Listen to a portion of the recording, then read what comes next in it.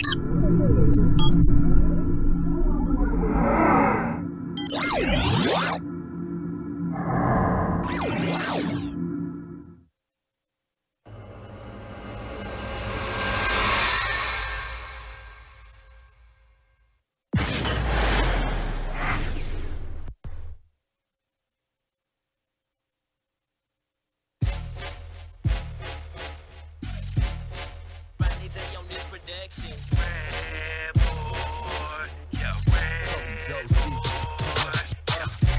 in to the Redboi Raydio.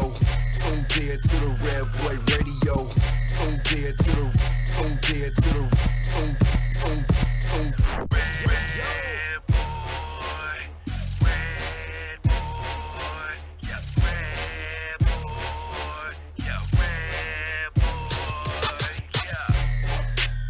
nothing but classic hip hop and R&B jams. It's the Redboi Raydio Show. Hey, what's up, my good people? Let me welcome you to the award-winning Redboi Raydio Show, streaming live right now on Facebook Live. We're also on YouTube, and of course, we're on onairmedia.com. Pod City Podcast Network. Yes, sir. Family, if you are joining me tonight for the very first time, I thank you for stopping through. I hope you enjoy this show because it's definitely going to be a good one with good conversation, okay? Yes, sir. But before I get any deeper, let me take a pause for a moment and let me look up and let me thank my Lord and Savior for allowing me to be here today and to crack this mic open one more time, because without him, I am nothing. But with him, anything and everything is possible. All right. Once again, I am your man, Redboi, aka the bartender, aka the classic man. Why? Because I serve up nothing but the classic hip hop and R&B jams. But tonight, there will be no jams. There will be no classics, because tonight we're going to sit down and have a great conversation about this wonderful book that my guest has wrote. You'll get to know her in just a second, okay? But first, let me show love to the people that are here with me, okay? Let me send it over first to the man that makes us look good and sound good. Yeah. My man, Mr. Ziggy in the building. Ziggy, Ziggy, what's happening? Hey, everybody. Ziggy, now go ahead and tell the people you just celebrated your birthday. I did. All right. I did. So what are you, 18, 19 now? This is the the fifth time that I've been asked that week, and this is the fifth time I've had to do the math in my head. Okay. I am now 27. 27 years old. Yes, I've officially made it that far. That'll work. Well, Ziggy, I'm gonna tell you straight up, man. From here at the Redboi Raydio Show, we appreciate everything you do, man. Every week, hooking us up, making it sound good, doing the research as we go on the fly. Ziggy's a man, y'all. I'm just gonna let y'all know that. A lot of what y'all see on the show, sometimes you think I might have had it prepped, but I didn't. But he steps in and makes it happen. So, man, Ziggy, we definitely appreciate you, man. Happy birthday. Thank you very much. All right. You single too, ain't you? Yes, I am available. So if someone is looking for a 27-year-old that is hard of hearing and with poor eyesight, I am available. You know, my man, Ziggy, I know. All right, so first, also, let me send it all the way over to the left side of the table and introduce you to my wonderful and beautiful co-host. Okay, but she's not only a co-host, y'all. She's also an author. You heard that, huh? Y'all got to give it up for my girl, Ronnie, in the building. Ronnie, what's up? I know I'm doing big things. 2018, 2019. I put some things on my vision board. Yeah. Coming to pass. Amen. Come on. And you made it happen, huh? Yes, sir. That's a wonderful thing. Beginning. Wonderful thing. Thanks for the love. Tell them about the book real quick. What can we expect from this book? So just think about it. The book title is called Breakthrough. And thankfully, I've had the opportunity to work and collaborate with some amazing people who have some crazy dope breakthrough stories, where people have come from being victims to victorious. And so those of you who out there who feel like your situation is at its worst and there's no one who could relate to what you're going through, that is a lie from the pit of hell. And there's some folks out there that can really, really relate to you. So I want you to buy the book. You can go to RonnieMBenjamin.com. I am now on Amazon, so you can go there too, whichever you prefer. But it's an amazing read. Congratulations. I'm getting a little honest with y'all too now. I'm getting a little vulnerable on that. That's a good thing, though. Yeah. Hey, it's gonna help somebody. Amen. That's all that matters. As long as it helps somebody. We're proud of you. Thank you. Congratulations. You saw, like you said, you set a goal and you made it happen. Yes. You know what I mean? Thank you. Love that. I'm proud to have you a part of the show. Redboi. I'm famous now because I know her. Sir. You get it? I'm Yes, good. sir. Now. You're part of the vision now. Okay. Works for me. Works for me. All right, and so fam, also let me introduce you to my left, as you see in the middle of us right now, me and Ronnie. We have our very special guest, well, half of our very special guest today, and she goes by the name of Miss Linda D. Lee. Is in the building. Linda, how you doing today? I am well. I'm well. Thank you for having me. Oh, absolutely. I'm so looking forward to having this conversation as we talk about this book entitled Freedom. Yes. I'm looking forward to it. And on the line, of course, we have, how do you explain it? How do you explain it? Is it? I mean, I got so many names for my wife. It's my best friend, my home girl, my baby mom, like everything, you know? How do you explain your husband? Who is he to you? Well, my husband he's just special. He's special, okay. He's special, one of a kind. And a lot of people, when they hear the name Bruce Lee, they don't quite understand. Right. Yeah. Yes, he knows martial art, all of those things, but he is just very unique. Very passionate about what he does. Cool. And they'll hear that passion on today. Amen. That'll work. You see how I set that up, Bruce? Hey, I made sure you got your love. That. I made sure I got your love, family. Let's welcome Mr. Bruce Lee to the show as Welcome. well. Bruce, how are you, sir? I'm wonderful. Blessed. That's good, man. We're definitely glad to have you all today, man, Yes. to talk about this book. And I know we're just going to get into it. It's going to be a deep conversation. I kind of did a little preview of myself. My wife brought the book home, so she's already started reading. She says I'm very insightful, so I definitely want to get into this conversation and how it relates to the men and women of this world and the therapeutic vision in it. So I'm definitely looking forward to that. All right. So we thank y'all for coming through Yes, today. for Most sure. definitely. Thank you for having And us. to all my Facebook friends, if you're on live right now, as we go through this show, feel free, fam, like always, come in and join the conversation. And if you have any questions, please ask those questions. I'll make sure I look down at my phone and try to get most of them answered for you, okay? And also, just like always, if you're out there, you got a shout out you want to give to your wife, your girlfriend, your boo thing, whatever it is, you want to say what's up, make sure you drop it on my Facebook Live, and I'll make sure I give them their due, okay? And speaking of shout outs, I know I've already gave Ziggy some love, but today, my little nephew, Evan, is today his birthday. So, Evan, let me look into the screen right now and let you know, buddy, you know, Uncle Ray loves you to death. I am so proud of the young man that you are, and I cannot wait to see the young man you become and a grown man you become. You have a good heart. You love people. You love God, and that's important. I watch how you grow each and every day when it comes to sports, your education, and how you look over your young cousin, my son, Ray J. So I appreciate you for that, Evan. So I love you, man. Evan. I hope you enjoyed your wonderful day and have fun with your travels tomorrow, okay? I love you, buddy. Happy birthday. All right, had to get that out the way. All right, Yes. that's So my sweet. little man. Good That's my little uncle. man there. Yeah, that's my little man there. My man Evan. Okay, so let's get to it. So between Bruce and Lynn, whoever wants to speak first, go ahead and let us know about freedom and what it entails. Okay, well, I'll begin Okay. as the author and the visionary behind freedom. Freedom is just what it states. It's about freeing people mentally. So many people have been bound mentally by circumstances and situations. And what the Spirit laid upon me is to write about freedom to free men, to get them to understand.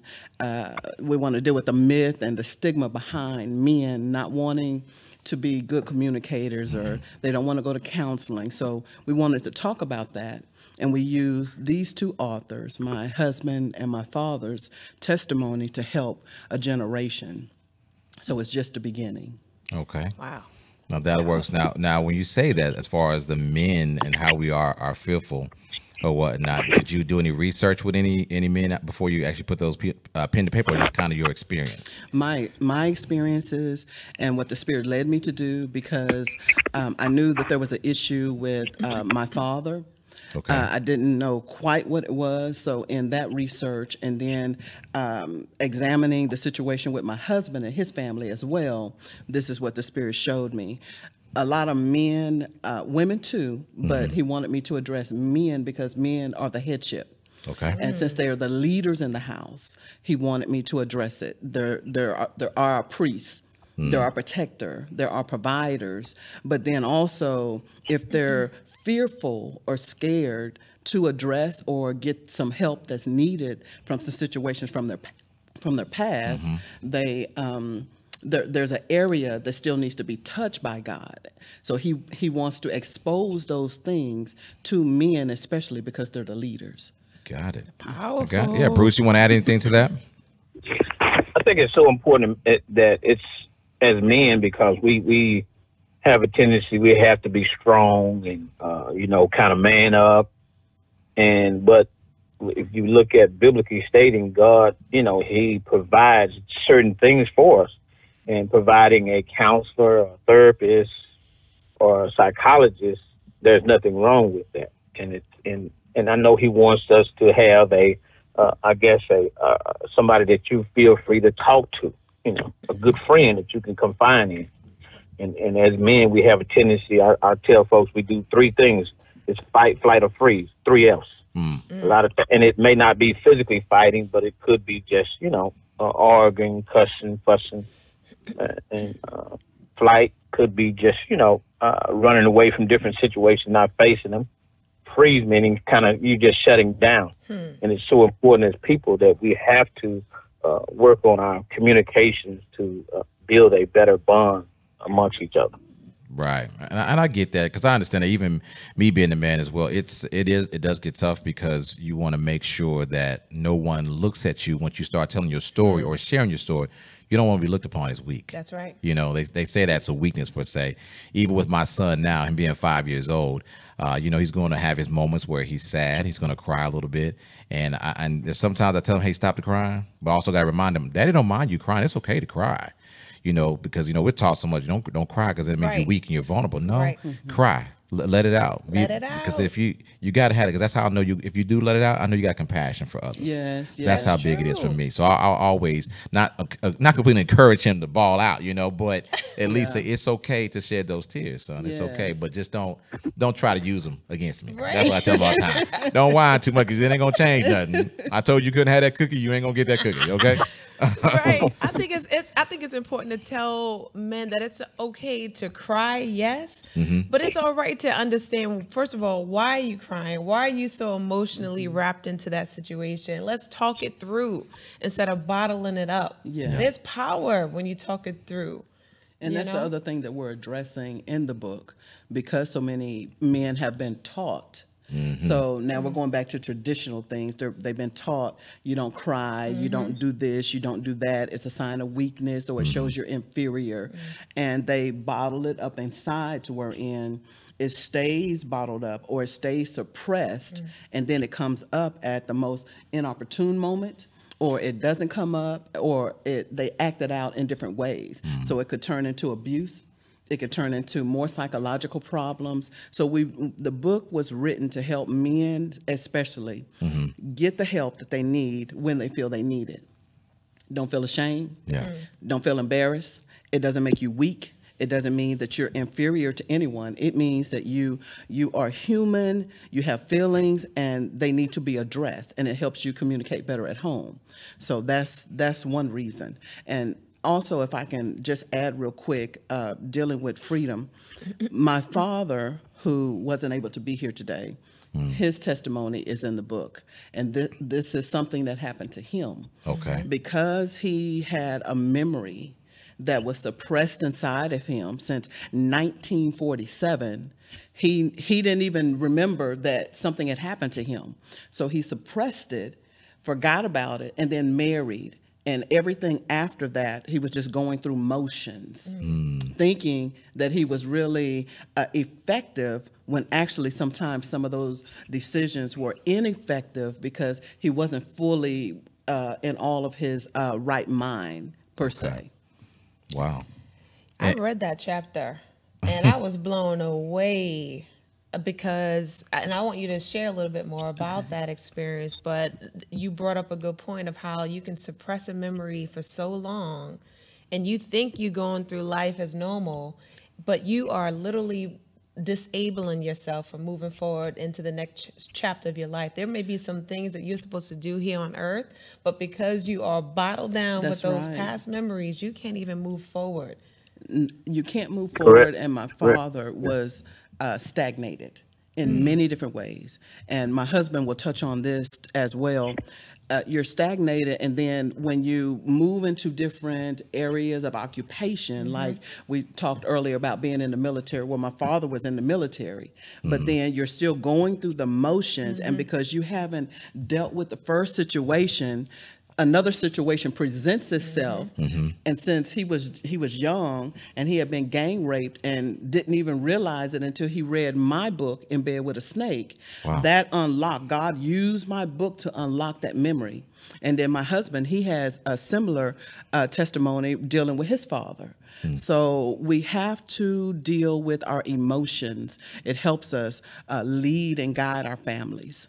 Wow. Powerful. And Bruce, And it's so mind-boggling too, because as we were writing the book, I thought I was over some things, not knowing some things were laying dormant. They were suppressed, and I had to come to grips with some things like, "Whoa, man, why am I crying?" Well, whoa, man, and I think it's really so important as people. We got to learn to communicate and learn to get some. You have to have that self-help.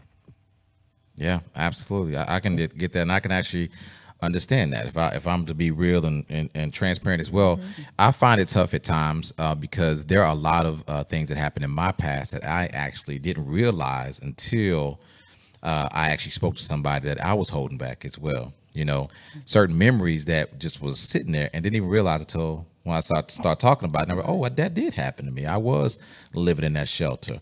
I was this, and it's tough though, you know, because every now and again, when there are certain things that arise in my life, of course, those memories like really pop up. You know, I won't let them run me for the day, but they are there. You know, especially now when it comes to my son, because I look at him every day, and coming from someone that's been fatherless, seeing him, you know, smile and cry or whatever with his dad, you know, even though I know I'm showing him the right way, I still get very emotional about it, only because I'm happy for him, but I'm also still sad for the little boy in me that I didn't have the same experience that he has. Exactly. And the little boy that's in you, and we talked about this when we went out the other day with your wife, some of those situations will still come up now, even with you being older, because God wants you to face that situation. And now that you're older and you're more mature spiritually to handle it. See, back then you couldn't handle it. Yeah. Back then I couldn't handle some of the situation. I couldn't handle this happening to my dad back then. But now that I'm older and it's the assignment that God has given me, now I'm using it to help not just my father, because there's nothing like you have to minister to your parent. That's deep. You understand what I'm saying? Yeah. Now, usually it's the other way around. Right. But now God will put you in a position to minister to someone that may be older, because still out of the mouth of babes. So even a babe can minister to us. But if that's what he needs to do to get you past whatever it is, because there's still some stuff inside of you. And your wife is going to be there to help cover it. But he has to get you to a place where you're ready to talk about it. You're ready to handle it. Then it'll surface. Okay. I got you. And you talked about that a little bit in the book, right? Of how if you are married or if you do have a special someone in your life, how does the female deal with, you know, a male who may be traumatized with some experiences from their past? Like, so instead of saying, "Oh, this person is crazy," or they need some, they need some bipolar pills, you know, but stepping back and recognizing that there's a deep-rooted issue. How do you help in that case? And that's how I'm gonna speak briefly, and I'm gonna let my husband speak. And that's how we as women, and that's why I say the book, it may be geared toward men, but women can benefit because whether you're married or you're single, because we have to see, and it's some of the complaints that we have. They're not good communicators. They don't love me. They don't talk to me. They don't this. They don't that. And they act like this. Well, why? See, we need to ask more why questions. Why are you acting like that? Well, why? What did he have to do? I posted this the other day. What did he go through before he got to you? What did she go through before she got to you. Now, most people will start speaking on something that they know of, but then there are so many things down off in here that we don't know about. See, my husband, and we've talked about this before, he deals with trauma-informed care. So he was ministering to people. He was helping people in his natural occupation. That's his gift, but he needed help. Himself. But God had to get him there. Speedy, speak on that, sweetie. And as you say that, and you, as a child, experiencing some trauma, and you don't get any type of assistance, any type of help, you're going to take that over to your adult life. And I was looking at a quote a few months ago, and it was talking about how, you helping somebody, but you're bleeding on them at the same time. And it's so important because here it is, we have to get that help. And when you traumatize, especially as a child, and you're taking it over to your adulthood, yes, it's laying dormant. But now what have to do is continue to work through some things. And what happens, especially as adults will say, oh, get over that. Easy to say, but it's a little bit more difficult to do when you experience that trauma. Yeah. Especially with I call them seasoned saints. You ain't over there yet? That happened a long time ago. Yeah, time limit. I thought you was a believer. Yeah, they probably didn't like that comment. No, but I get it. Yeah. But it is the truth. Sometimes, we know there's no time limit on some things. But again, like we spoke the other day, we're not supposed to grieve like there's no tomorrow. And that's the same with us getting help when it comes to our situations. We want to hide so much. Yeah. But we're actually dysfunctioning. We're operating in a dysfunctional way, a dysfunctional manner. And I want to say this disclaimer because somebody will say, well, y'all aren't doctors. Where is your license? Well, I have some street sense. And I got some spirit sense, and I have a lot of common sense, and I'm sharing my experience of what God has delivered, healed, and brought me through. And a lot of times it's when we're transparent and we're honest and open with people that we really can help them. Yeah. See, when In Bed with a Snake came out, I couldn't help them with sexual immorality until I walked that thing out. Okay. And it's no different with How to Divorce a Curse. I can't help someone identify triggers and root cause if I haven't walked that out. Well, my husband has walked out this process. I've walked this process out, and now we're sharing what happened with him and my father as co-authors in the book Freedom. Yeah. And if people just really, if we let our guards down, if we let our walls down, if we just open up our heart and really desire to help someone, then we have to be open and honest and transparent. And that's the scary part right there. Sometimes it can be. Vulnerability, yes. It is, but I get what you're saying though too. What I want to touch on, which is very important to me, personally, when I'm speaking to others. I haven't made it there yet to be a counselor, right? But I do try to tell folks when I'm going through some have a conversation, when trying to explain stuff to them. Again, yes, like you said, no, I'm not a doctor. But I've been through a whole lot enough to know, and I'm not trying to put myself on a pedestal because so. I just want to let you know that I've been through it, so I can kind of understand where you're coming from. So I want to be able to help you, but not just do so because, that's what they say I'm supposed to. I've been through it. And so when I'm talking to folks that I know they done been through it too, I can hear them a little bit more clearly. Yes. It actually resonates with me. If you just speaking to be speaking because that's what they told you or you read it in a book, okay, I can hear you, but I'll know when we're talking energy-wise whether you really understand because I know you've been where I've been. That's right. You've suffered some of the suffers I had to go through. That's right. Exactly. And maybe carrying some of it as well. So, that's why this book, and because someone will ask, well, what scripture is the book based on? And what authority do you have to be saying what you're saying? I already know.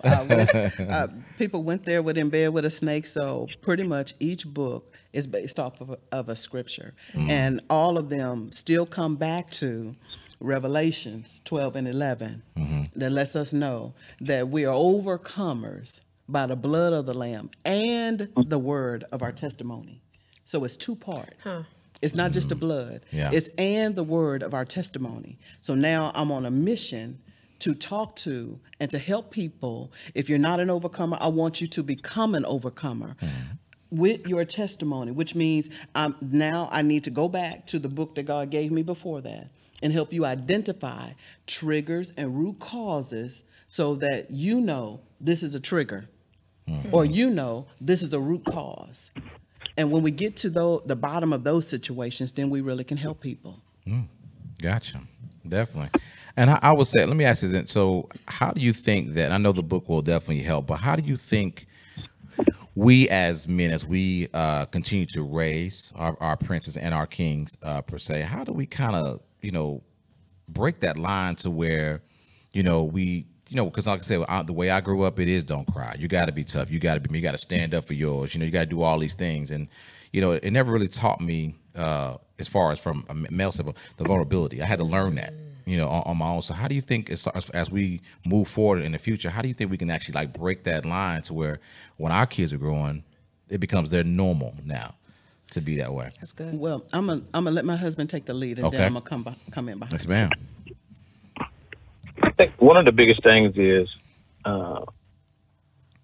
sharing that you're vulnerable, meaning that it's okay to, you're going to make mistakes, you're going to have some issues. Like, say, I'm a trauma-informed care specialist. I'm a practitioner. Okay. I've been trained to deal with trauma now, and I've been doing it for several years now, and I work with kids and families with it. But it's so important that we understand, first of all, we got to admit we have an issue. Like I tell folks time and time again, I'm not a proponent for medication, but some people do need some meds. But there are some great vitamins you could take. Matter of fact, one of the best ones is called Smarty Pants. It's got different variations of it. But the thing about it is just being open and honest. Man, I have some issues. I got some problems. First of all, you're admitting some things.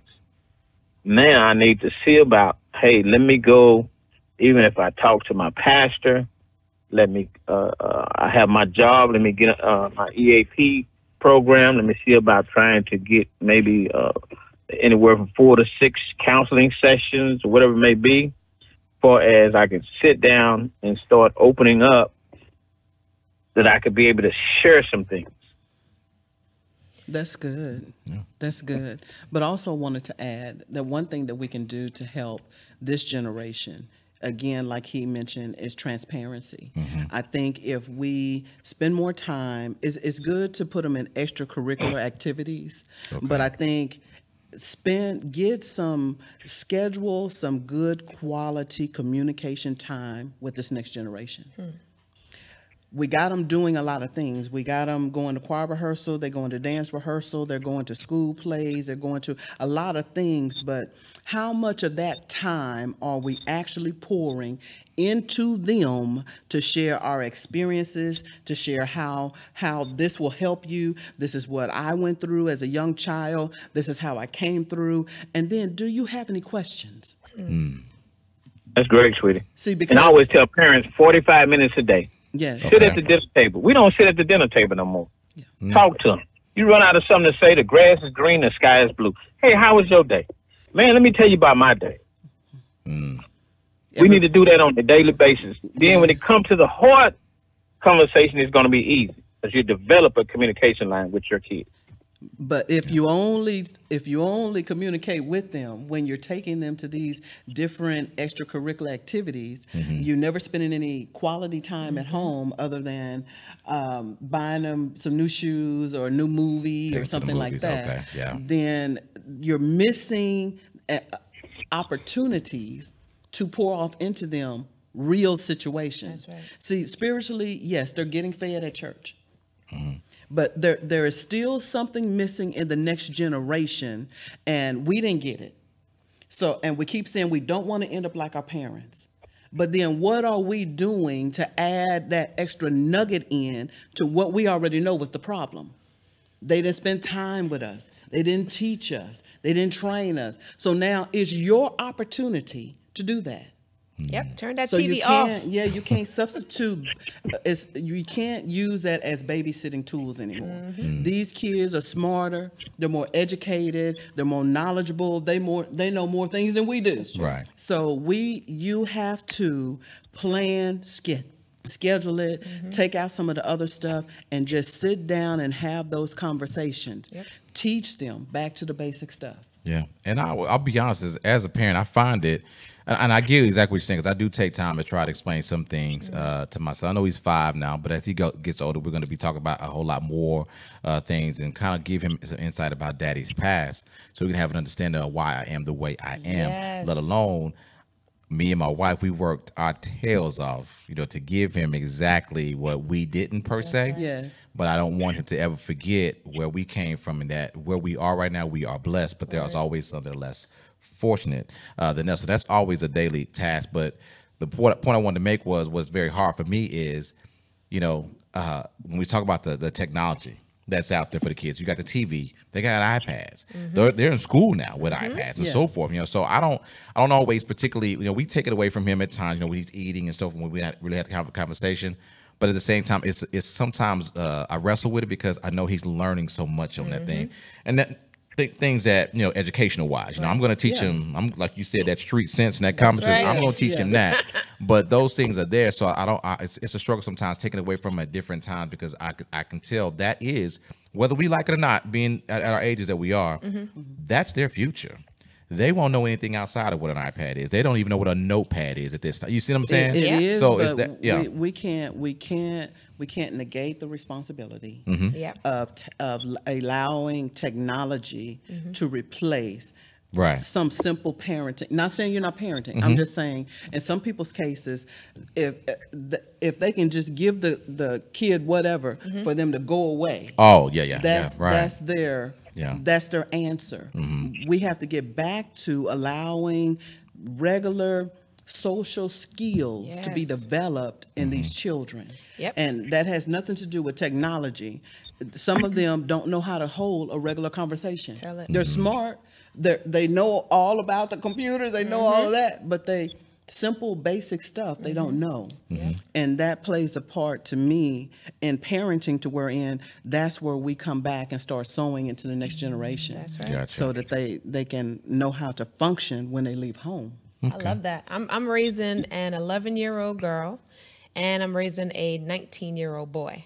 And they look at me crazy because just maybe 2 Sundays ago, did I share this embarrassing story with you? Good Lord. Oh, so my 11-year-old went looking in my my little drawer for some socks.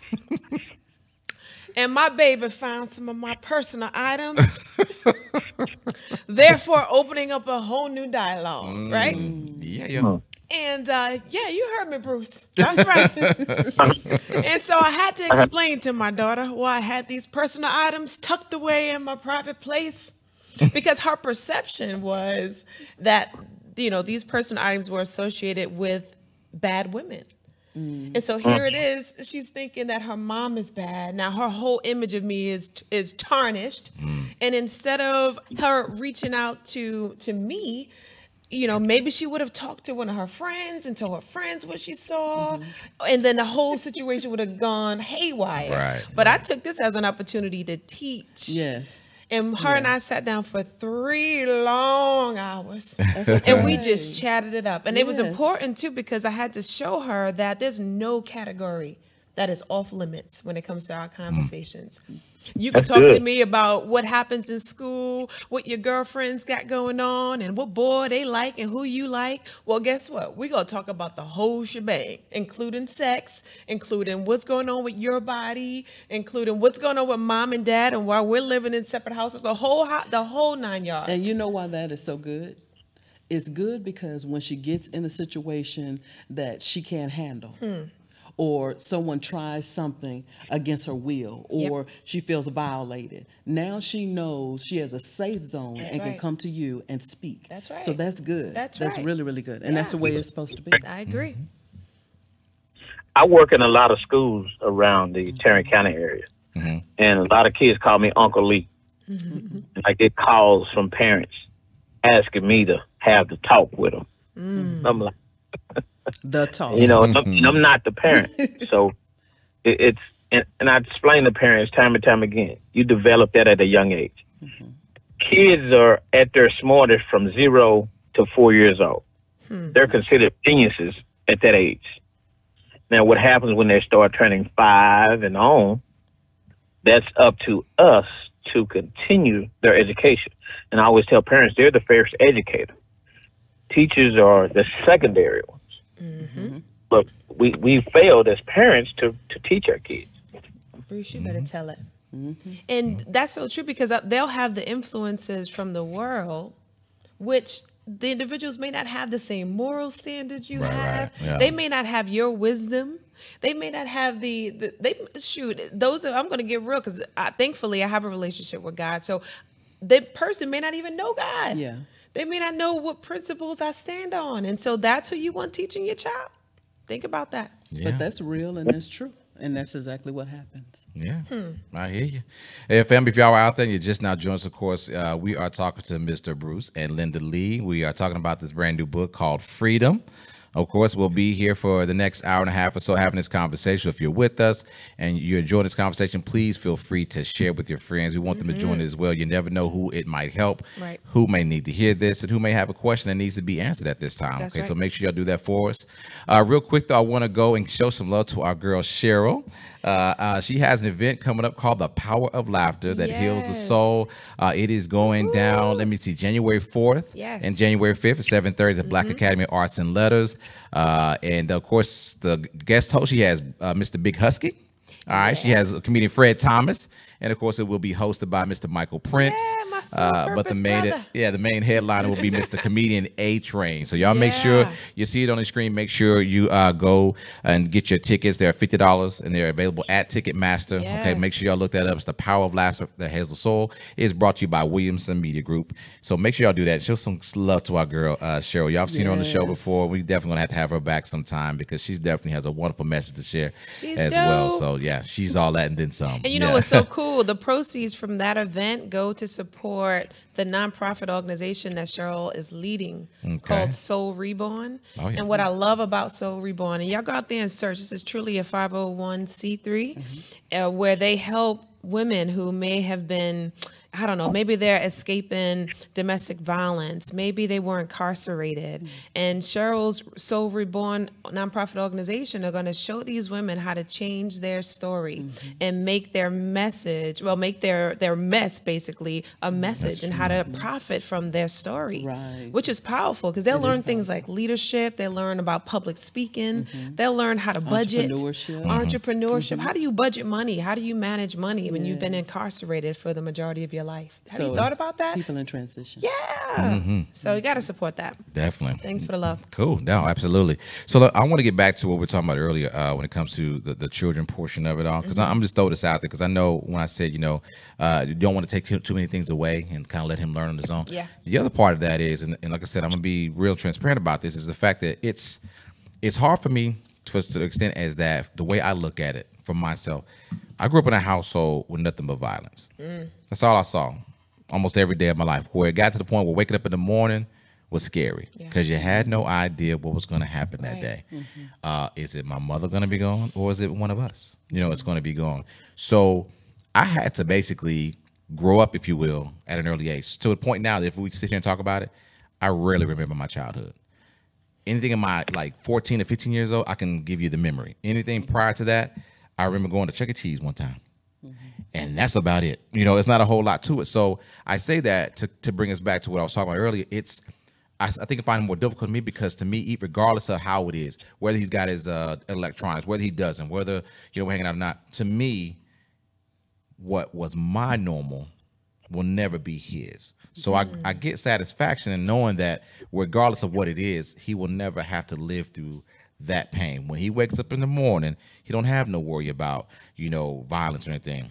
And as long as God say so, mommy and dad will be here to take care of him. Amen. So what do you say to those for like myself? That's why I find it difficult. And Bruce, you can chime in on that if you want. Well, I have a habit. I used to say the same. I wanted my kids to have what I didn't have. then I started thinking about it. Now, don't get me wrong, there's a lot of things I didn't have because now I love shoes because I didn't have a lot of shoes growing up. Me too. I'm a jaywalker. So now I mess around and have 3 of the same type of shoes, different colors. You know. Oh, don't talk to my wife, Bruce. Please don't talk to my wife. I'm the same. Well, hey, see, I know my wife. She already know it.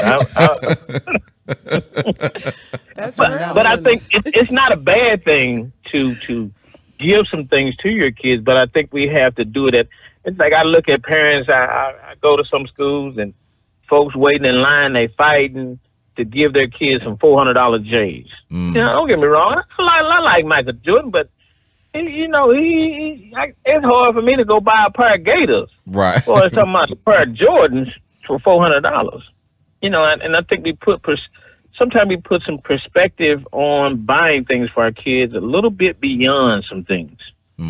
I want my kids to have some great things, but, you know, nothing wrong with a pair of, cost cutter shoes. You know, you can get them a nice pair of tennis shoes. Yeah. They ain't got to be a $400 pair of Jordans. They can be a $120 pair of J's, which is cool. Yeah. That's where I look at it. I mean, you want them to have the technology so that they can be able to function with some things.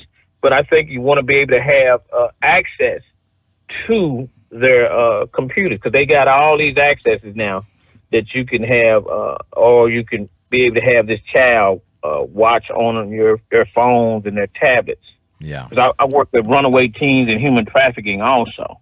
Wow. That's a That's whole a whole nother. story. But I also want to add, there has to be a balance. Is pretty much what we're saying. There has to be a balance. There's nothing wrong with giving children, but there has to be a balance, and then it can't be a substitute for something that the parent is missing or they didn't have when they were younger, or they are reliving their life through that child. Powerful. Can you got repeat that, please? It can't be that they relive their childhood through that child, their child, the one because of what they didn't get or what their parents didn't do or what didn't take place. And sometimes that's what happens because the guilt, the spirit of guilt comes up on that parent. And now they feel like this is my way of handling that situation as opposed to really dealing with the situation, Right. healing and being delivered from that situation. So now the child that they had becomes a substitute resolution instead of them resolving the situation within themselves. That is the Got truth it. right there. I just helped somebody. Yeah, amen. That was me. Because I'm going to tell you, I raised my son for the first 4 years by myself. And I was feeling like I needed to replace the fact that his father, his biological father, was absent with stuff. So there was a good portion of years that I didn't take the time out to get to know who my child was. What are the things that make him excited, like besides candy? What are the things that he needs to better understand a topic and whatnot? And so I agree with that. We can't pass our things that we're missing in our lives onto the children, because that may not even be what they need or want. Yeah, and it hasn't solved anything. Yeah. What were you And gonna I say, call Stevie? that buying love instead of showing love. Yeah. Ooh, ooh. How Right. about that? Yeah. And I do see that a lot with other fellows that I may have known throughout my life, and I definitely want to make sure I separate the two. Because do I go out and give my son some nice things? Absolutely. You know, and some of that it does bleed into the fact that, you know what, I didn't have that, so I get. And again, I don't want to make the mistake. So I'm glad y'all here, because I don't want to make this mistake in trying to somewhat live through a childhood that I never had, but by him. You know, because looking at him smile, I'm telling you, it makes my day. Looking at him laugh, smile, cry, the whole nine. And I never want to make it too much about material. My thing is just being present in the morning. You know what I mean? Being able to drop him off at school, the most simplest things in this world that most folks don't even think about. You know, the day I dropped him off his first day of school, I ain't gonna lie, I ain't just cry. I color purple cried. Okay, we all cried color purple. You know what I mean? We all cried color purple. Don't lie. Yes, That's sir. how I felt though, because I never had that, so I didn't even know what it was to feel like, wow.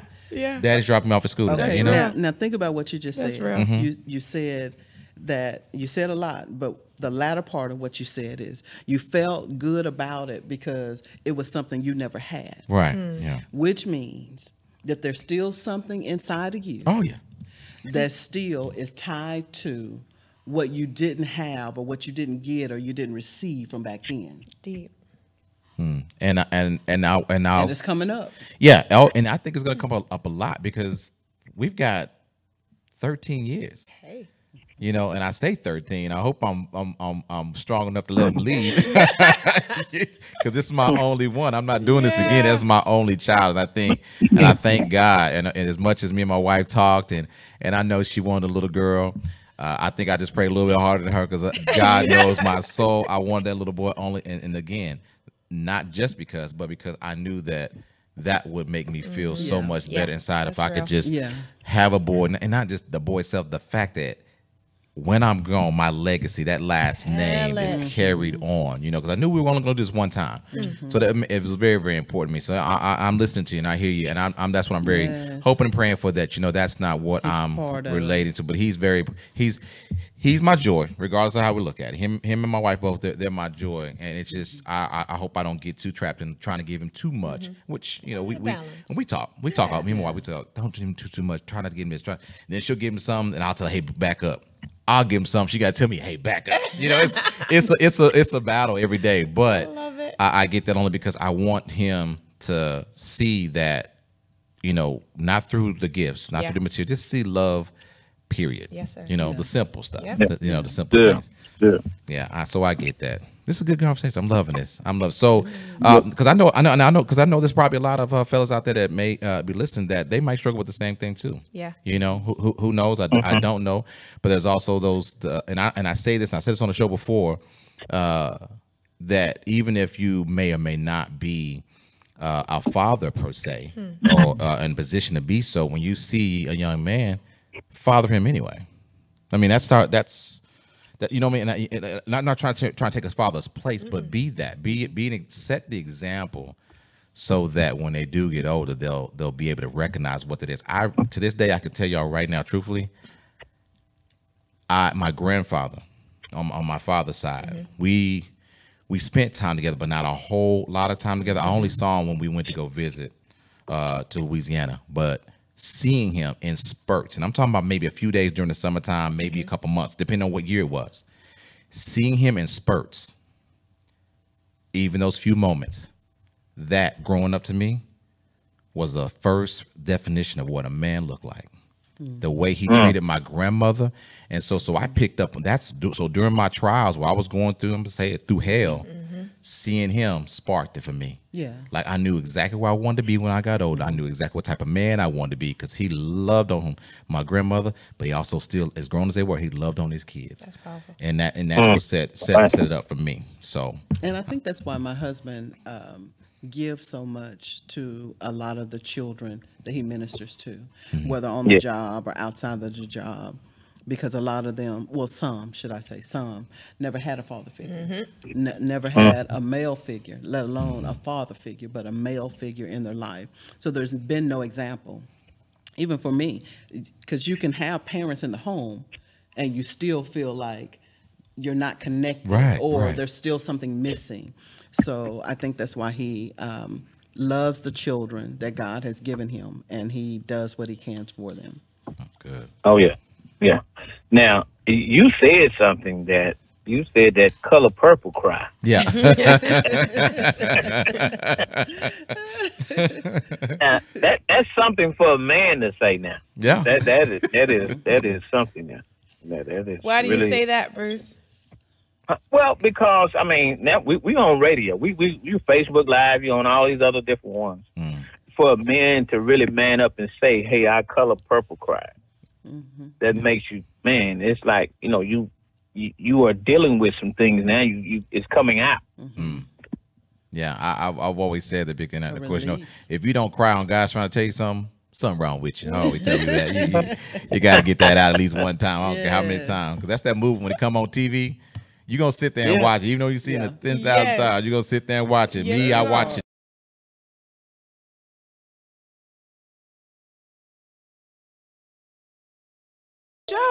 Yeah. See mama, see daddy, sinners. What? Yeah. They got a song too. They got a song Yeah. too.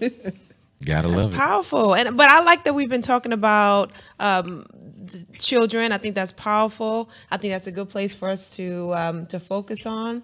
But I honestly believe that there are some relationships that need to do more talking, need to cut the TV off, need to cut the music off. And it's good to dance and have your romance, but it's time to have some real discussions amongst relationships too. I agree. Part of LL Media Group, we deal with building healthy relationships. And it's past time for us to build healthy relationships. And because some of us never had a healthy relationship, we surely don't know what one looks like. Yep. So now is our opportunity to present to the world, globally, internationally, what real relationships look like. And those are found in the principles, the biblical principles, the stories, the parables of the Bible. That's a good And point. we can use them as our examples to have healthy relationships. And I know someone is saying, well, what if someone's not a believer? That was going to be If my next you- That question. was, you know what's going I there. felt it in my spirit. I felt it in my spirit. I felt Because I know a that. few. Yes, but if you that are believers let your light so shine, then they can see what real relationship, what real love, what real caring, what real giving, compassion, kindness, gentleness, fruit of the Spirit. We can show and present that to the world. But we first have to get our houses in order. And when we get our houses in order, then the Spirit of God can minister like he needs to minister to the body of Christ. It's time out for us playing church, acting like church, walking like it's church. We got the shout down, we got the bounce down, we got the we got to come out of this traditional religious stuff and build some good healthy relationships. It's time. And It's time. it's And go ahead, as you Bruce. say that, go ahead. No, you go ahead, Bruce. As you say that, sweetie, Yes, sir. sometimes, like you said, for a non-believer, the Bible that they see is you. Yes. That may be the only Bible that they say, oh man, there's something about that individual right there. That may be the only Bible that some people will see, That's right. and that's how I look at things. So, yeah. We're supposed to be living, walking epistles of the Bible. And if someone is not a believer, because I'm not trying to make this a religious debate. I'm just saying that if we do, those that know, if we do, and we show, and even when we fall, get back up and try again. But we still have to present to them something that they've never had before, something that they've never seen before. So you were talking about some stuff that you never experienced as a young man. But I believe that eventually God allowed someone to come into your life to touch your situations. You saw the image of your grandfather and your grandmother as a good relationship, but there was somebody else that had the Spirit of God in them that started ministering to you in different ways. And I know you mentioned that your brother is in the ministry, but I believe that there are others, messengers, strangers that God has sent to come and minister to you, and that's also started breaking some of that wall down, breaking some of that hurt down, breaking some of that, and then you met your wife, and then she picked up and started covering you and ministering to you in a whole different capacity. And I will say, I will give some props where props to do. There was a particular family that I grew up with, and I always tell people we weren't blood related, but we were love related. And I said it because there were times before I ended up in my foster homes and so forth and so on. My escape, and it started with me meeting who is my best friend to this day. His name is David. Started with me meeting him. And that trickled into meeting his brother Nick, all of his sisters and so forth. So to me, I was trying to escape so I can go find what a family looked like. You know what I mean? And me going over there to his house almost constantly, every day of my life, I got to be around a family to where it got to the point that all my Christmas Eves and Christmases was at their house. It wasn't even at my own. It was at their house. And no matter what, now as we grew up, we call each other brothers and sisters now, still to this day. And as we grew up, we had our little tussles and misunderstandings. Right. Yeah. But you can never take away as far as the family piece. That's right. And that is what I clung to, because even in my household, when it got rough, we gone. Now I got to go back to the juvenile detention center. Now I got to go back to this foster home. I'll go check in here and check in. It was never brought back together like I had wanted so bad for. So I got so used to it, that became my norm too with them. That was my savior per se, because I still had to go home and deal with the home madness, but my escape was to them. And so much so that I got their last name tattooed on my arm. That's right. Your That's- escape and your freedom. Going back to the book. Okay. Creating a therapeutic culture Yeah. of men. So God used that family to start freeing you mentally as well. So we all need that. Each one of us have had a freeing experience. And that's why we want to help others when it comes to the book Freedom.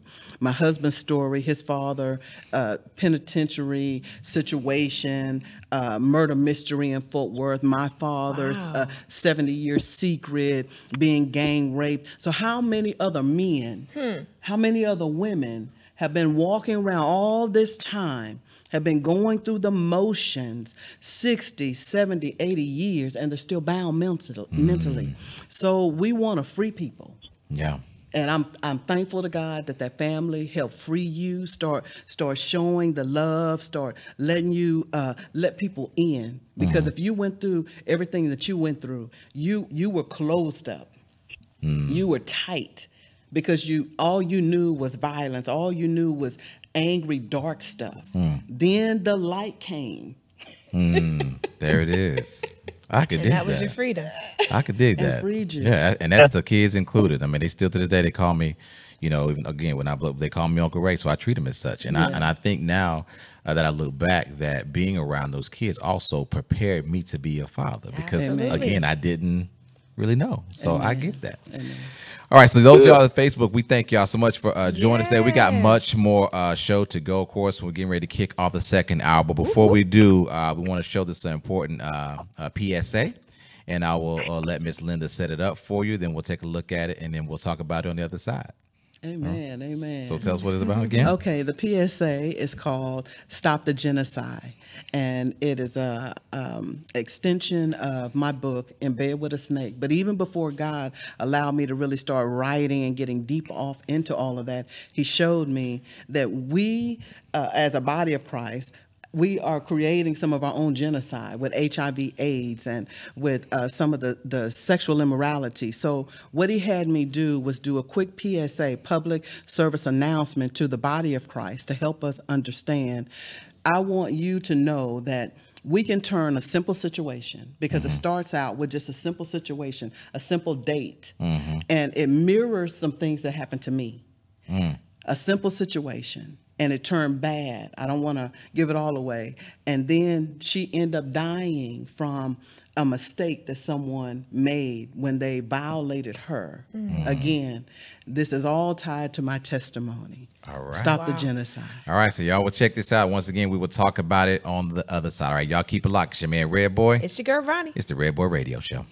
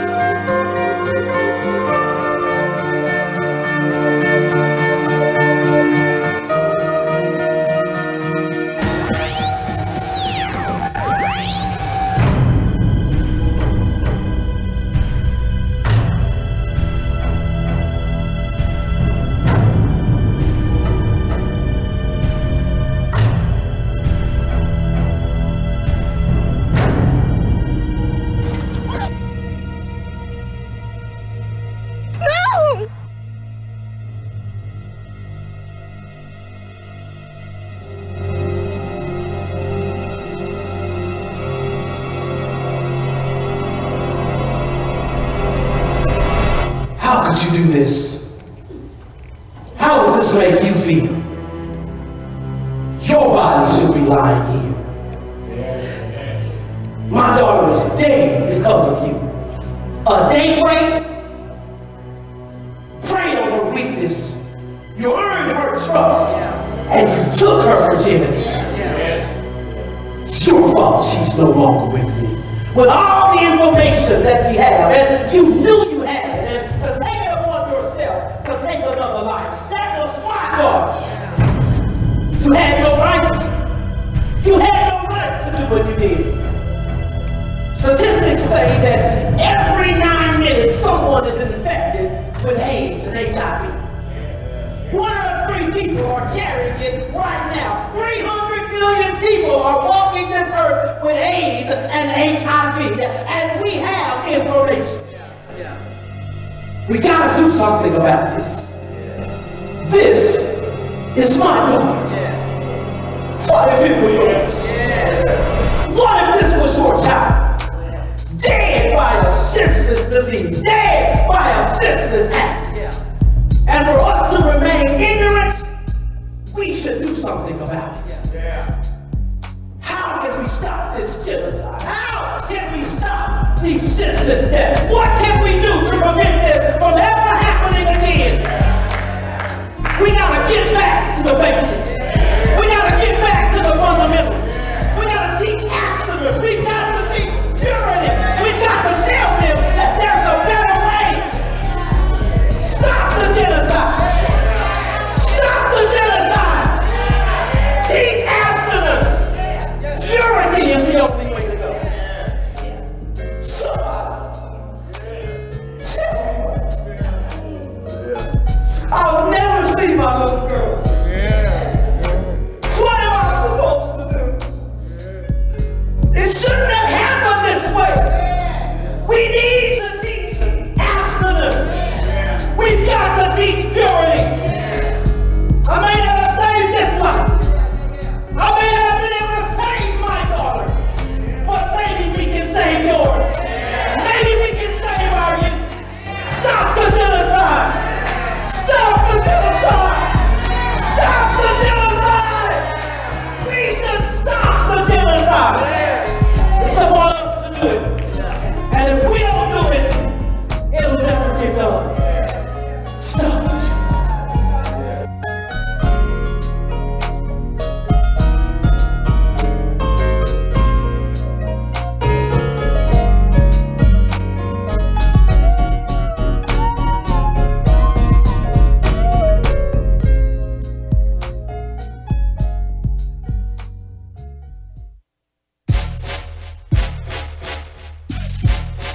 Rodney J on this production. Redboi, yeah, Redboi. Tuned in to the Redboi Raydio. Tuned in to the Redboi Raydio. Tuned in to the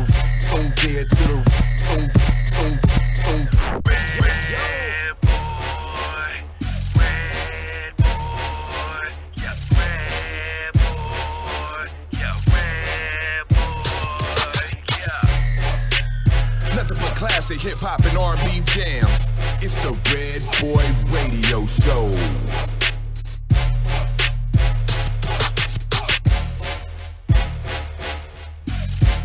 All right, fam. Welcome back to the award-winning Redboi Radio Show. It is the top of the hour, family. We're having a wonderful conversation today. I got my girl Ronnie in the building with me. Ronnie, how you doing? One more again. Doing That's great. good. This is a good one here. Yes, indeed. Yes, indeed. And my special guest today, of course, here in studio, we got Miss Linda D. Lee in the building. You all right, Linda? Yes. Thank you for having us. All right, we got her husband Bruce Lee on the line as well. Bruce, you still with us? Oh, yes, sir. Still hanging in. All right. Cool. So that was an interesting PSA that we just actually watched. So tell me how that, I know we told you explained a little bit that might have something to do with your story. So how that come about? I mean, because I know we talked about a lot in that PSA. So. Yes.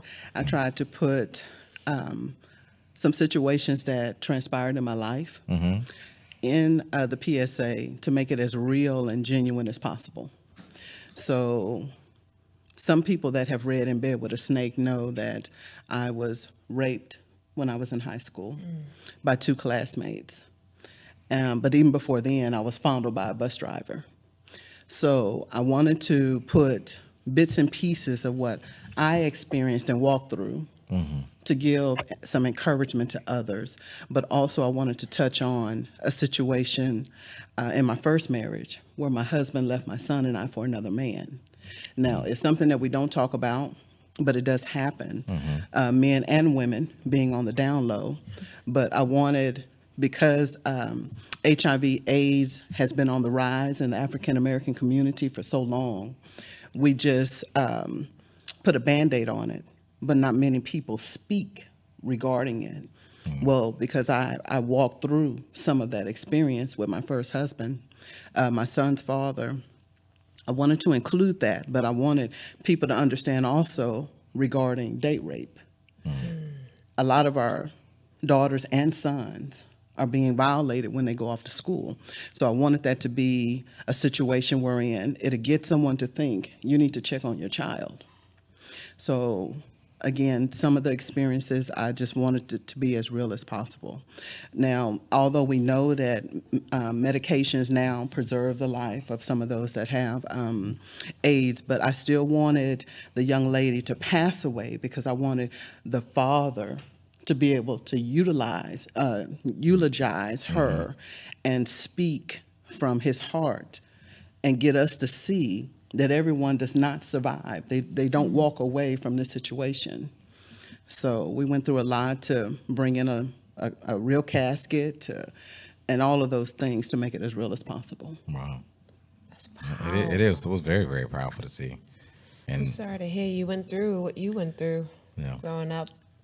Yeah, I'm not sad about it anymore because I'm understanding why God allowed me to experience it as for such a time as this, to help someone else. Absolutely. Because there are people, male and female, that are getting raped. They're not, again, we're still in the book freedom. Yeah. They're being assaulted or needing help and not getting help. See, I was a child, so I didn't get help as a child. I didn't tell anybody as a child. It wasn't until I was in my around 40-something that the book was getting ready to release that I had to sit down with my parents and tell them, this is what happened to me, and I don't want you to read about it. So let me tell you. And it shocked them, but I wanted them to hear from me and not read it in a book. Yeah. And that's how we have to be, and that goes back to freedom, freeing people mentally to have healthy relationships. Because if I had kept all of that bottled up inside of me, and I already didn't know how to have a relationship, and my husband, he can speak on this as well, because we've been married before. We both came to the table with the same thing. We don't want to have a relationship like this. We don't want to have a relationship like this. I didn't have an example. You didn't have an example. So let's try to work some things out. And still we struggle. I struggle more than he struggles. But it's a day-to-day battle. We know marriage is a day-to-day battle. Yeah. And we just have to get to the point where we share those experiences to help somebody else, especially the next generation. Oh, absolutely. Well, thank you for sharing that. You're welcome. And Bruce, you like to add to that?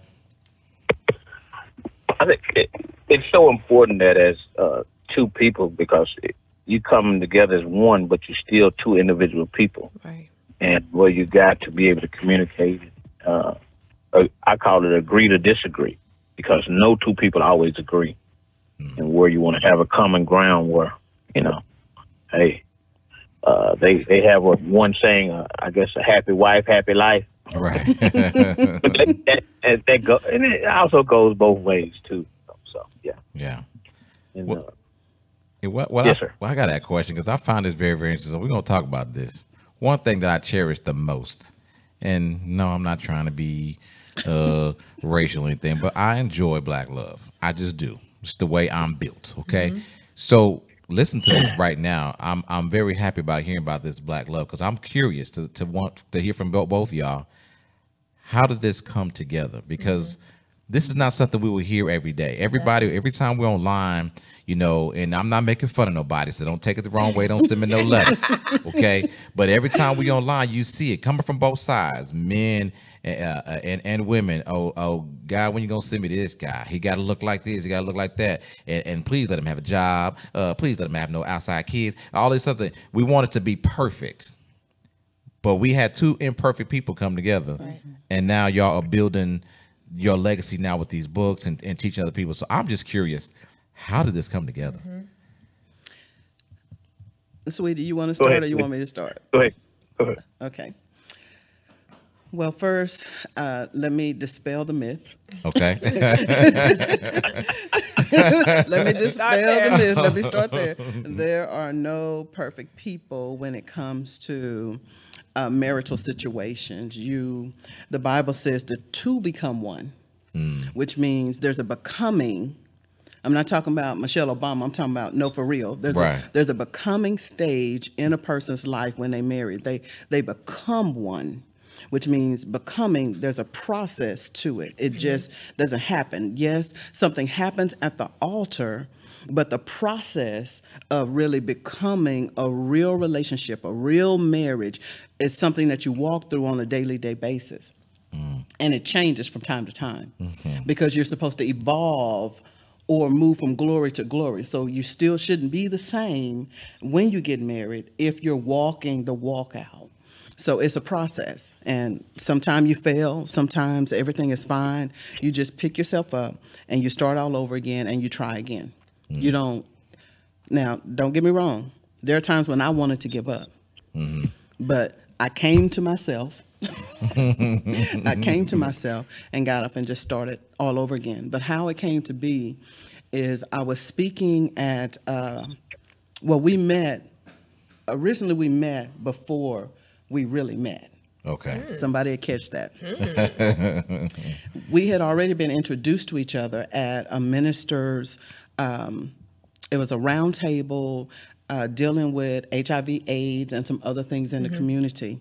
We sat right next to each other. We exchanged business information, but we never contacted each other. Okay. Somebody else will catch that when they get home.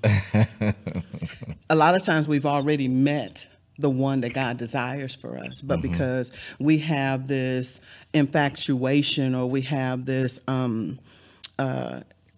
idea of what a person's supposed to be that we desire, we miss the one that God really desires for us because he doesn't look like, or she doesn't look like, or her hair ain't long enough, or he ain't fine enough, or he ain't tall enough, he ain't dark enough. So we can miss him, but we sat right next to each other and had already met. And then sometime later, God allowed us to be reintroduced to each other through the same organization. And then still at that appointed time, we still didn't make the connection. We still didn't call each other.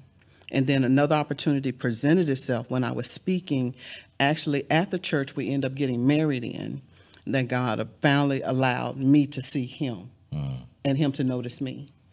And I probably wouldn't have, but when we embraced each other that day, my spirit jumped.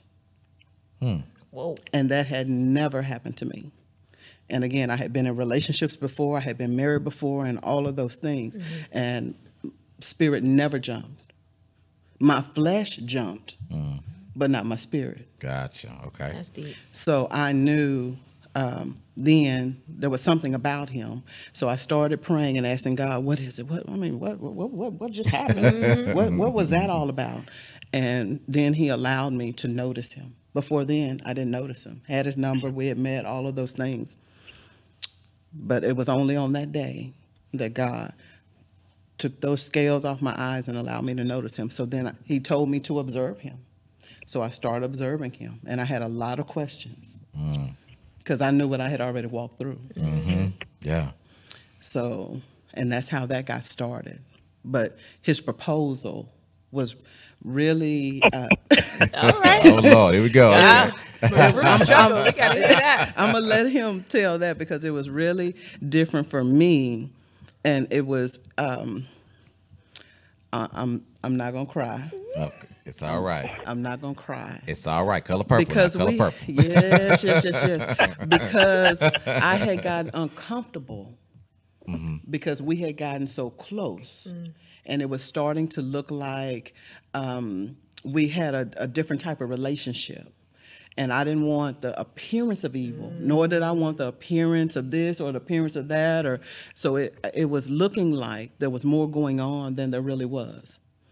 And I was really nervous because I didn't want to disappoint God. And then he can take it from there. Take it from there, sweetie. Well, and I think the biggest thing is that as people, we have expectations. Sometimes our expectations comes to be some conflict. But as my wife was stating, New Year's Eve, we were at church and they were doing a foot washing. She didn't know I'd already got it set up with the pastor. I was going to wash her feet. That was my proposal to her. So I got down on a knee and proposed to her at a foot washing. Wow.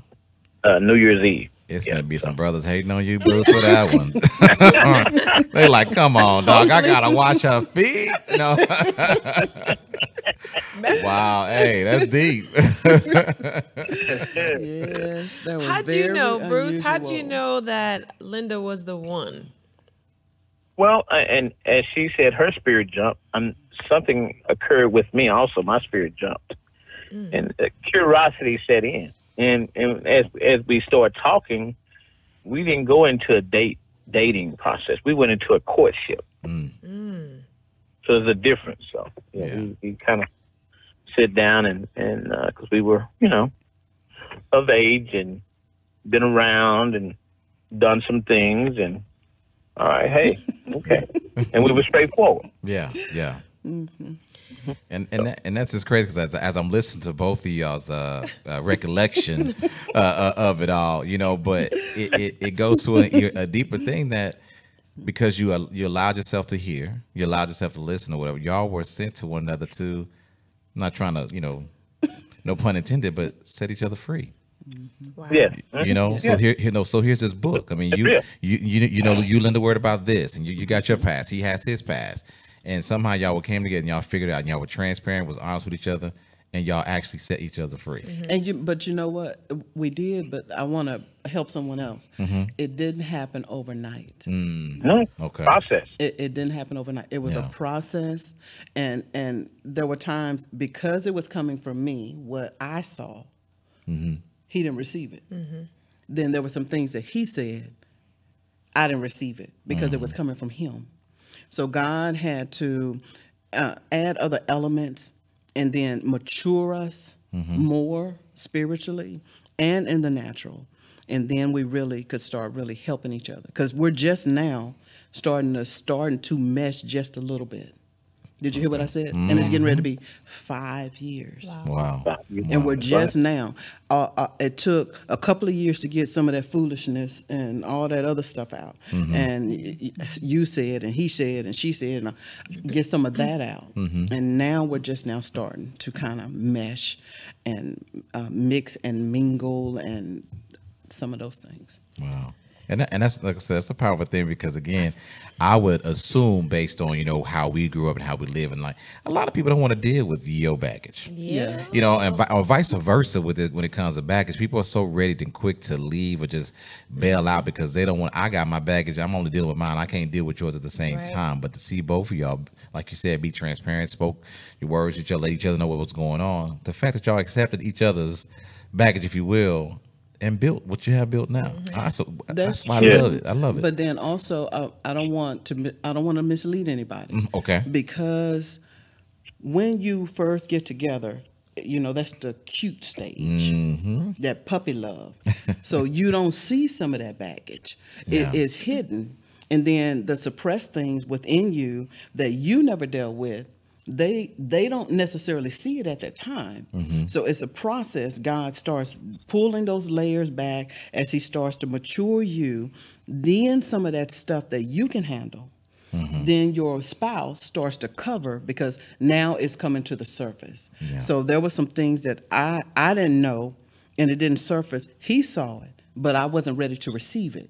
So I was in the natural fighting against the person God has sent to cover some of that stuff, and vice versa. I was telling him, "You didn't see that? You didn't understand that? I saw that before."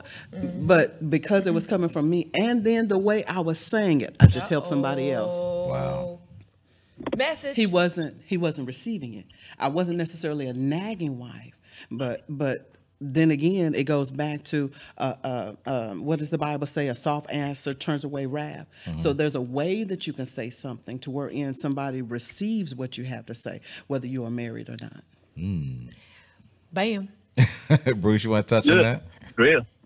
I mean, it's so important because I tell folks I'm not a person to argue, fuss, and fight because I've seen enough of that with my dad and my mother. You know, violence and all that. No. Yeah. You know, one of the things that I noticed too, Bruce, if you don't mind, unless you were still talking. No, go ahead. You sure? I'm just, yes, ma'am. Okay, I'm working on some things, Bruce. That's why I had to ask. No problem.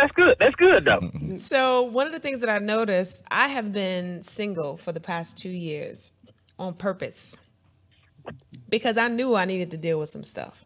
I realized I was going from one relationship to another, and I was bringing my baggage with me, right? True, but I wasn't dealing with the baggage. So I'm still sweeping it under the rug as if it's not coming up, as if I don't still think about my past, as if I don't still blame this one and that one for who I am today. And so I realized these last 2 years, I've been working on Ronnie 2.0. And now there have been some things that I'm realizing like, oh, snap.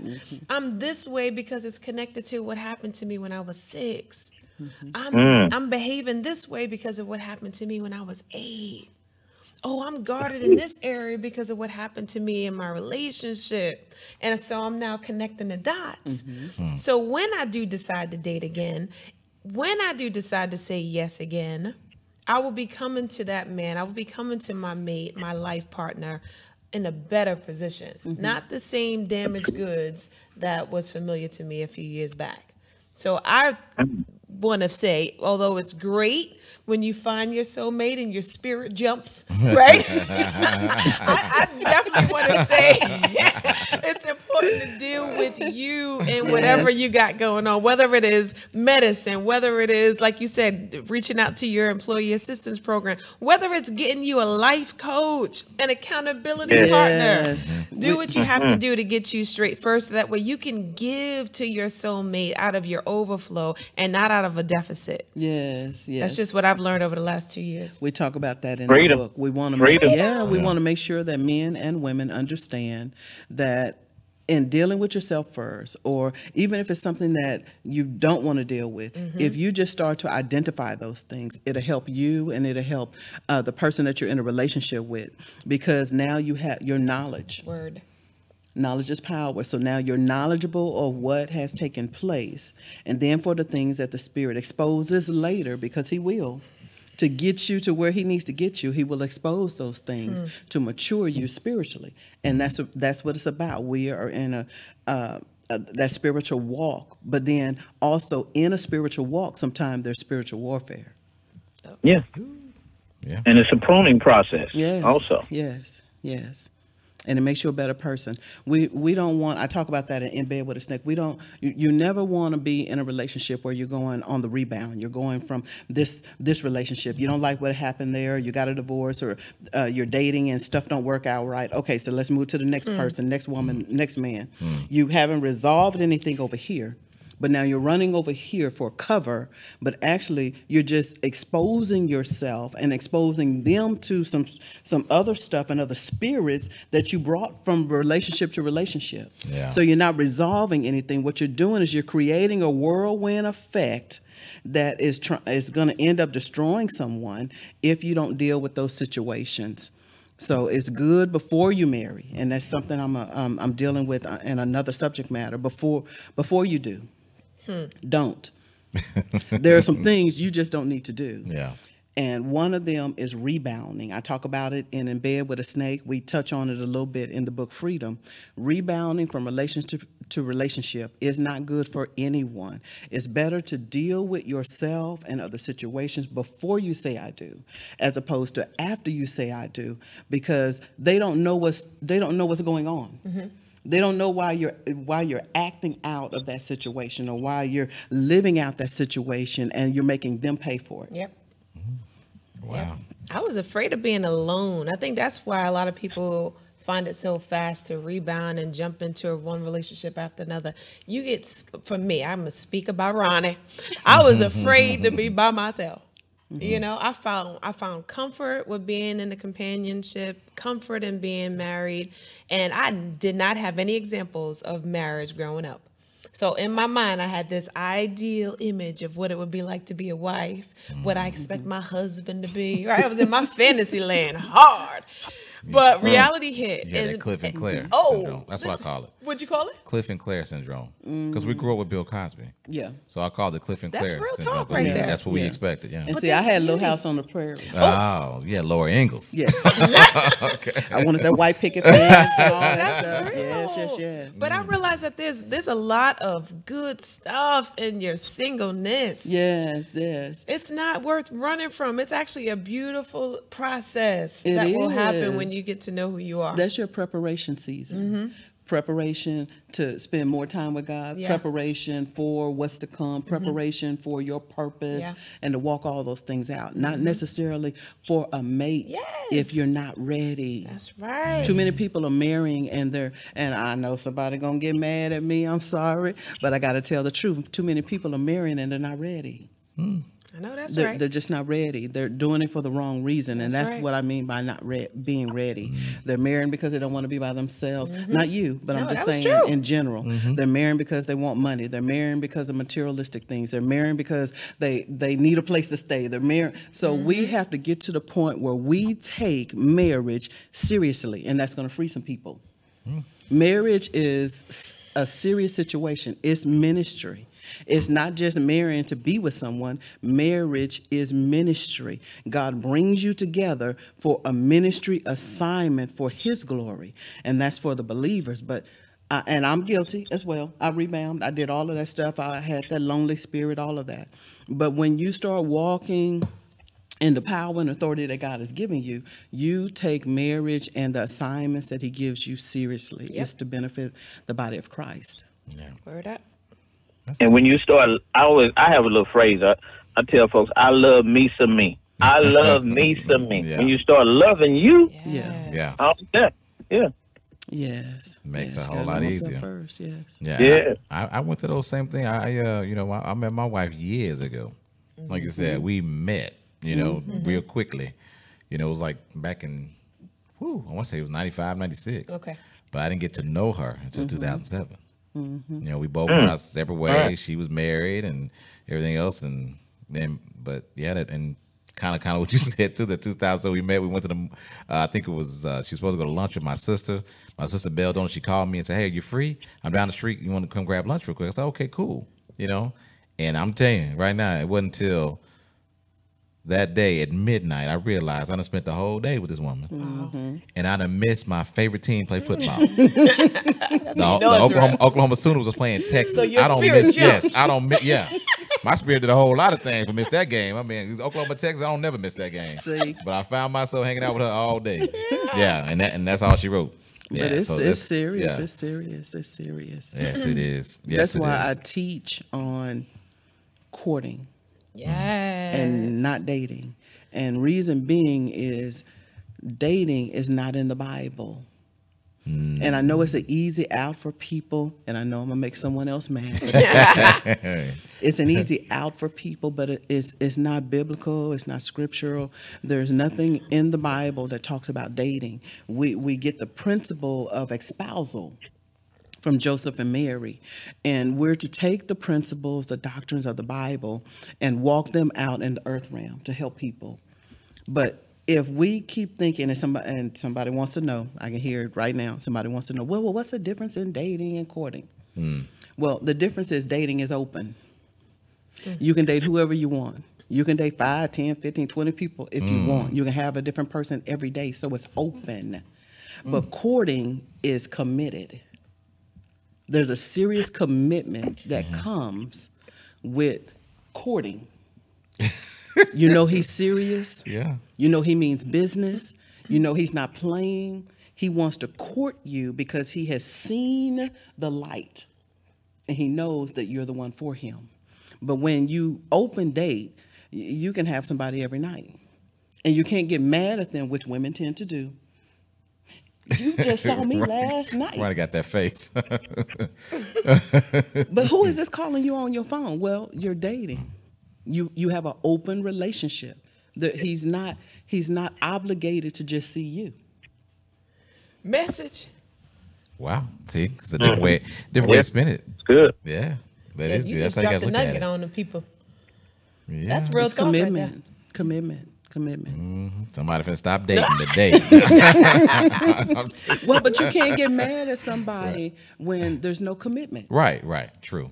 Yeah. And that's what women tend to do. We get mad, we get upset. He's cheating on me. He's seeing someone else. No, y'all are dating. Well, when you're dating, y'all can see whoever you want. You can do whatever you want. So you can't get mad when there's no boundaries.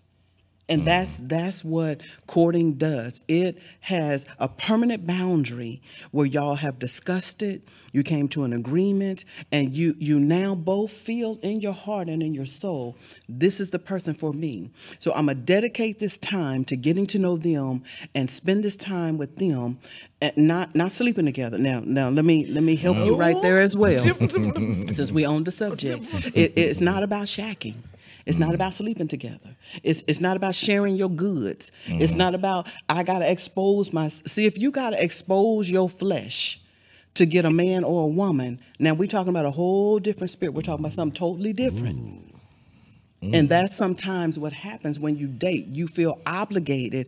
You feel like some women get desperate. Let me say it. Some women get desperate. I got to show this. I got to show more cleavage. I got to show more leg to get him and keep him. No, baby, if you got to do all that, he's not the one. He's not the one. Because a man that's ready for a committed relationship of marriage, he does not want his woman exposed like that. He does not want another man seeing all of her goods.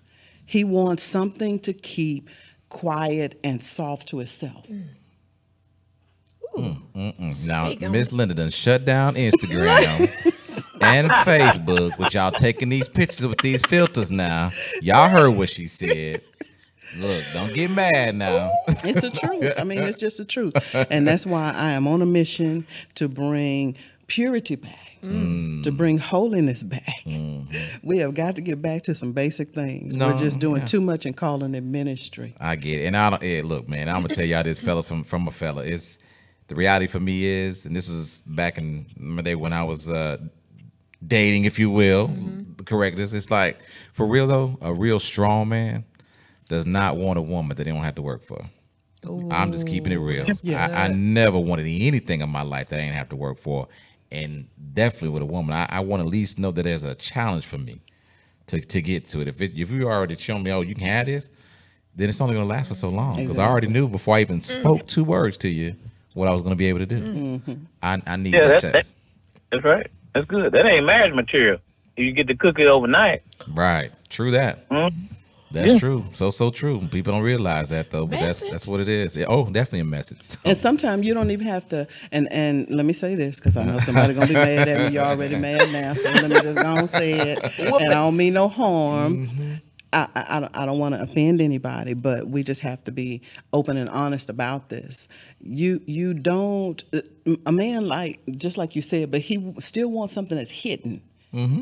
If you open with everything that you do, I just help somebody. You catch the visual. Yeah. If you open about everything that you do, this open, that open, and you open after 12. You know what the old folks used to say.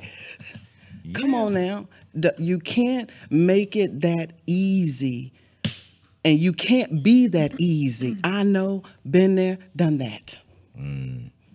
You can't be at someone's beckoning call. Now we done shifted to a whole different conversation. Yeah. You can't, because I want to free somebody. Right. I want to free somebody, male and female. I want to free somebody. Yeah. If you're to the point where you're still up after 12 and you're still having that conversation and you're still waiting on that conversation and you're still waiting on him to come over and you're still ready to audition for marriage on your knees or on your back, if you are still doing those things, then that's flesh. You're operating in the flesh. And it's time to come out from those things that have you bound mentally, sexually. I know I was delivered from fornication. I was delivered from masturbation. I was delivered from pornography. I was delivered from a whole bunch of other things. The flips, the turns, the whips, the chains. Mentally, because that's what I came from. Yeah. Not that my family spoke about it. It was supposed to be a secret. And see these family secrets. Oh, let me go on and help somebody else, Lori. Let me go on and help them. The family secrets, these secrets are what's keeping some of us bound a little bit more. Maternal and paternal secrets.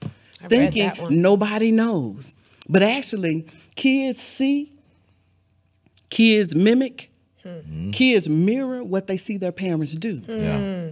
And my family, I love my family, but I know that I knew then that my father's side, they had an issue when it came to sexual immorality. I just didn't know how far gone they were. They had it bad.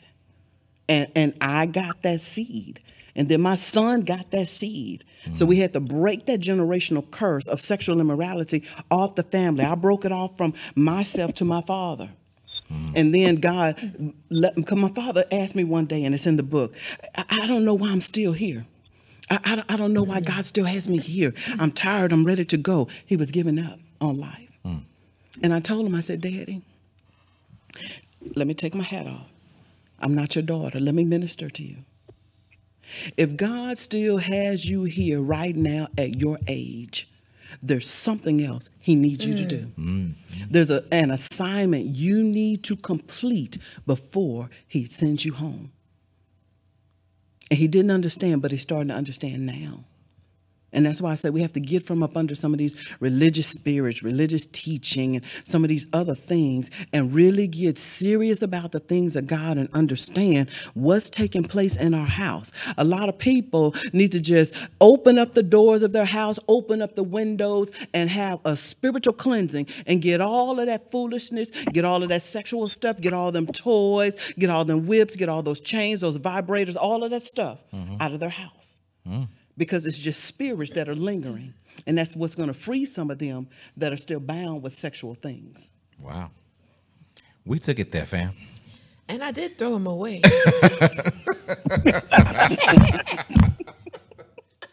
I was waiting on that response. Yeah, don't give them away. Don't give them away. Throw them away. Some people want to give their stuff, their clothes and stuff. No.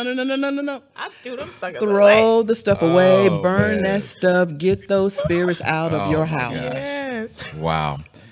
Family, we are here. It's the Redboi Radio Show. We're having a wonderful conversation about this book, Freedom. We got Linda Lee. We got my man Bruce Lee on the phone as well.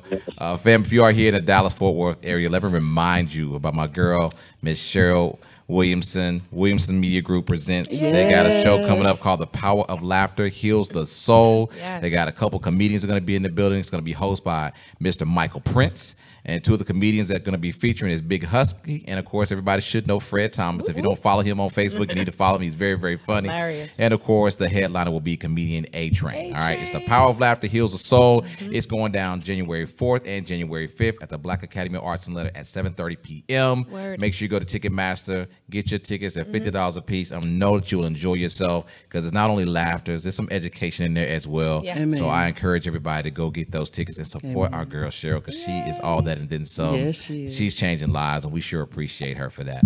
Definitely. Okay. All right. So this is what I want to do before I know we got few more minutes left here in the show. We're going to keep it going, but I want to know as far as this book is concerned. I don't know. I know we don't want to give it away per se. I like, speaking of Cher, I like what she said when she was on the show. You know, when you start giving too much or whatever, she said, what did she say, Ron? She said 2 questions is a conversation, 3 questions is a consultation. That's a consultation. Yeah. That is a billable service. Yeah. So we don't want to give too much away, but I would like to know from each one of you, yourself, and then of course Bruce, you as well, as far as that book is concerned, which chapter do you think was the most important for you to put on paper? I'll let my husband start. Okay. Tough one. That is a good question. Wow. I'm going to say when I was talking about my father and his prison, went to prison, and he died in prison. Mm-hmm. And he had a murder charge, and I was able to save up money and get a lawyer, and got his case dropped, exonerated. But it was pretty much after he had died. To me, that was one of so meaningful to me. And of course, the chaplain had let us know that he rededicated his life to Christ. Amen. That meant something special to me. For that chapter 1. That's good, sweetie. Okay. That's really good. And for me, I would have to say, because I wrote the introduction, but the part of the introduction that really means so much to me was when I went to, the Spirit led me to my father's bedside. I had left Purity Conference. Purity is Power Conference in Houston. And the Spirit led me to my father's bedside because what I received at the conference was tied to my father, and he needed to hear what the Spirit had to say before he went into surgery. And my father had been sick off and on and had been different illnesses. He went from no childhood illnesses. Then when he finally did get one, it's just been nonstop. So he was getting ready to have another procedure. And I really wanted to go home, but the Spirit said I had to get there that day. So I did. I went to his bedside, and him sharing, I told him what the Spirit said. And then when he really received what the Spirit said, he was ready to share what had transpired in his life. So then he finally opened up and let me know that after reading In Bed with a Snake, it triggered his suppressed memory. And that was the most powerful. Well, there were many powerful things, but that was one of the most powerful things to me, was to really start feeling and seeing his release. Because to me, that's when his healing really started. Because now you have identified and you've gotten to the root cause, and now you know this suppressed memory was a major root cause in his life that was holding him up, holding him hostage, and that was valuable for me. Wow, that's very interesting that both of you find that the most important thing to put on paper has to do with both of your fathers. Yes. That's amazing. That's definitely good. And so as far as reading this book now, of course, those chapters or whatever is for both of you is your favorites, but as the audience as a whole, we know we're going to read the book. There's going to be so many pieces, and they're going to take away here, take there. But from you two, what do you feel like that you hope is the most important lesson that they take away from freedom? For me, I think the most important message anyone can take away from freedom is you need to heal and be delivered from your past. Until that happens, you are still in a stagnation type of situation because you're not fully and mentally released from the trauma that's happened in your life. And if it doesn't grab a hold of you then, something's going to happen. And it's going to bring up that memory or something tied to it. And you don't want to get God to the point where he makes you deal with all these different situations in your life. And that was my prayer regarding my father. Lord God, help me help my father before he leaves this earth. And that's exactly what he did. That's great. And Bruce, you want to add to that? Well, I'm gonna kind of veggie back on what she was saying, as some people would say, piggyback. Say healed, delivered, set free. Because I mean, and I'm gonna put a little segment in there. And if you really want to really get some better understanding, buy the book Freedom. Reach out to us. Yeah. Where can they get the book? They can purchase Freedom online where books are sold, as well as they can get it through myself, my website. But we always have some handy. But for quick assistance, it's best to just go online and purchase it. There are many, many different ways to get it. Okay. It's national. So we have Amazon. I saw you posted there. Walmart. Yeah, Amazon, Barnes and Nobles. It's in. That Walmart was in bed with a snake. Okay, in bed with a snake. Okay, in bed with a snake. Okay. So yeah, all of my books are online where books are sold. I thank my husband and my father for sharing, because it takes a lot for a man to share. So I really want men and women to purchase Freedom so that they can be encouraged by the testimony of these overcomers. Because if you go down this table of contents and you see a suppressed memory, you see how he had a long walk home, you see military life, confessions, a reality check, you'll understand that they're no different than anybody else. Sometimes we think that what we're going through, no one else has gone through it. So we don't want to share. We don't want to get help. We don't want to go through a therapist. We don't want to go to counseling. We just want to keep things to ourselves. But that's not the way it's supposed to be. Right. We're supposed to be free. I like how you ended it with forgiveness. Yeah. So much of us being able to move on and heal Yes. and become free is forgiveness. And sometimes it's not just forgiving other people who have harmed you or have brought turmoil into your life, but a lot of times it's forgiving yourself for the decisions that you've made. Yes, it frees you. And that's what freedom and forgiveness is. It's freeing you to live on, not necessarily for the other person. Forgiveness is not for the other person. It's for you to move on. And we really need to forgive. Got it. Yeah, that's good. See, I had to forgive my mother because I blame my mother for the way that my dad was acting. Wow. But he didn't realize that. The other part of that is he didn't realize that until God gave him the assignment to write his part of this book. Wow. Yeah. Yeah. That's great. Well, I definitely want to encourage all of our listeners, if you tune in today, to definitely go out and purchase this book. Before I give my last thoughts, though, Linda, can you let everybody know how they can follow you as well on social media? Yes, you can follow me on social media under Linda D. Lee or LL Media Group, LLC. In some cases, on some platforms, the name is still under Covered Ministries or Structured Disciplines, but we're all the same. Okay.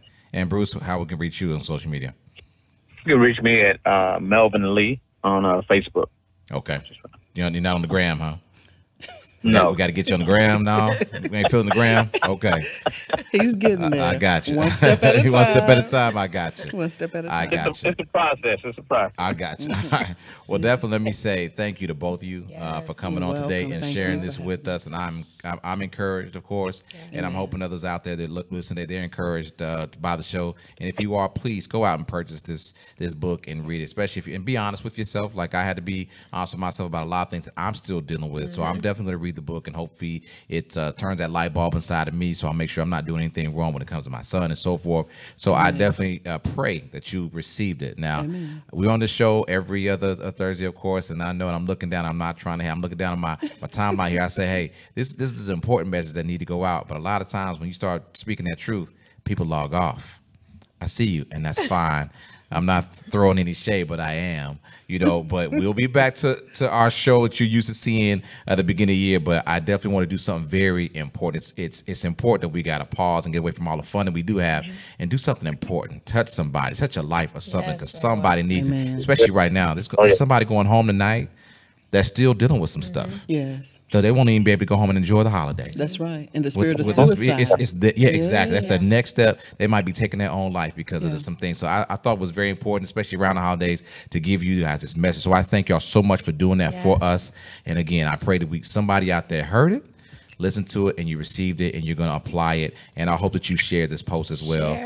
The replay will be up here in a few as well. So if you see it, if you're just missing some of the show and you didn't see all of it, please make sure you post it or repost it and so forth. And it'll always be on demand whenever you need it on PodCityPodcastNet.com and, of course, on my Facebook Live.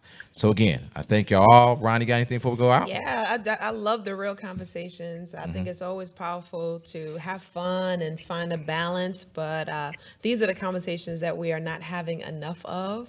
And we're just going through life, going with emotions. And so these are the important conversations. So definitely share. I tagged my best friends, Tuere, Yaisha, Tiffany, share, because there may be people in your circle who need to be free. Yeah. And this will help. Amen. We got to do it. All right. So once again, y'all, we thank y'all for tuning in. Yes. Have a wonderful holiday season. We'll be back on the 3rd of January doing what we love, having a good time. We thank y'all so much. And because it's very important, I'm going to leave you with this one more time, fam. Always remember, faith and doubt have only one thing in common, and that is they both believe in a future that has not happened yet. So when life gets rough, who you going to ride with? Here at the Redboi Radio Show, we ride with faith. Peace. Peace. Amen.